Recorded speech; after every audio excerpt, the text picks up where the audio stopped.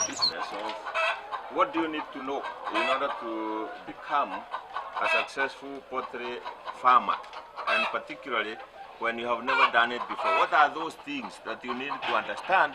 What are those things that you need to be aware of? What are those things that you need to know so that as you start, you do not start to go and try on trial and error basis. You try with the information.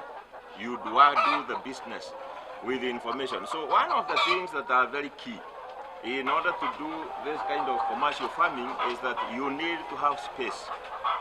What I mean by you need to have space is that one chicken, this one, this type, the one they are adult and grown up like these ones, it is supposed to have in this kind of open space at least a space of 1 square foot. It's supposed to have a space of 1 square foot. So which means that if you want to keep 100 chicken, then you need to be sure that you can have and you can get 100 square feet of space. And that would mean at least have a space of 10 by 10 or 20 by 5 or whatever measure it is. But that is the bare minimum. The one which has been recommended previously before we got to cage farming was actually that you should even have 2 by 2 square feet. And of course that requires that you should have a lot of space. However, so you need to have space, and you cannot do commercial farming in a box or in a tray or something that is so small. Now the other thing that you need to be aware of, and you need to have enough of it, is water. Chicken take a lot of water, and water has been one of the issues that has made many farmers not to be able to start off, because you need to be sure that you have got water, or you have a way of getting water for your chicken, so that as they grow and as they eat the feed, as they take the feed, they are able to drink enough water, they are able to enjoy themselves, so that as they enjoy themselves, they can give you the eggs. Now the other thing that you need to be aware of, and which is also very important, is that you need to be sure that you know where you are going to get your feed from. Because chicken, commercial, they actually use commercial feed. So you need to know where are you going to get your feed from. Are you either going to make the feed yourself?